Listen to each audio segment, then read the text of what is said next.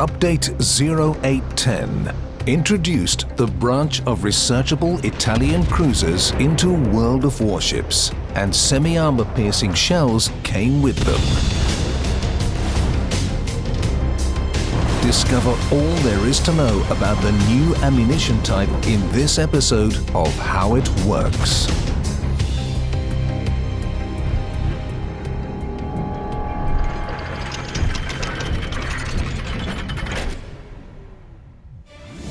Semi-armor piercing shells combine the features of high-explosive and armor-piercing shells. At the same caliber, they have better penetration capabilities than high-explosive shells and deal damage that's comparable to armor-piercing shells. They have excellent ricochet angles and can't over-penetrate. Let's take a look at how the new shells work. Tier 10 Venezia loads her 15 guns with semi-armor piercing shells and waits for Minotaur to show her side from behind an island some 3 kilometers away. Sounds like a certain frag, right? But instead, you get a dozen non-penetrations. Let's reload and shoot at Yamato, as she has turned a bow towards us. 12,012 damage. I'll explain why. The rule of 14.3 calibers works for semi-armor piercing shells in the same way as for armor-piercing ones. This means that the new shell penetrates armor that is 14.3 times thinner than the caliber of the gun that fired it at any angle. The ricochet check isn't performed at all. If the armor is thicker, the angle at which a shell hits becomes important. An angle between 0 and 10 degrees always results in a ricochet. From 11 to 15 degrees, the probability of a ricochet reduces. Finally, a ricochet is impossible at angles from 16 to 90 degrees. For comparison, the majority of armor-piercing shells in the game ricochet at angles starting from 30 degrees, and only at 46 degrees will there be no ricochet. However, the absence of a ricochet doesn't guarantee damage. The armor still needs to be penetrated. Here, semi-armor piercing shells work like high-explosive ones. Their penetrative capability is not affected by either distance, speed, or the penetration angle. A shell from Tier 10 Venezia pierces 54 millimeters of armor and less. I repeat, it happens regardless of the firing range and penetration angle. After penetrating, the fuse immediately arms and the shell explodes directly behind the armor.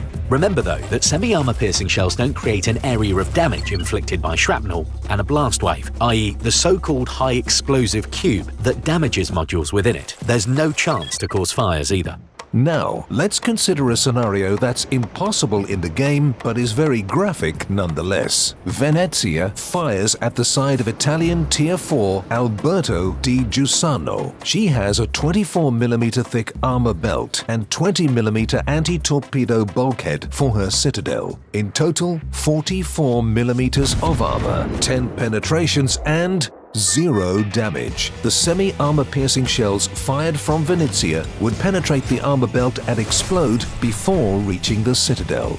The armor belt and citadel are divided by an empty compartment. As a result, Alberto di Giussano remains undamaged. Of course, situations like this are rare, but it's important to remember that the new shells won't penetrate multi-layered armor. As compensation for this, there won't be any over-penetrations. Therefore, in some cases, semi-armor piercing shells surpass both armor piercing shells thanks to this peculiarity, and high-explosive shells thanks to their better penetration capabilities. Let's return to Minotaur. Now you know that semi-armor piercing shells from Venezia can't penetrate the 101mm of armor protecting her citadel. However, the British ship has only a small area of such armor at the center of her side and a little above the waterline. The rest of her armor is thin, perfect for the new Italian shells. A salvo at the forward end, 8 hits and over 8,800 damage scored. There's no need to look for vulnerable spots on destroyers though. Semi-armor piercing shells penetrate them easily, almost at any angle, and inflict impressive amounts of damage. Do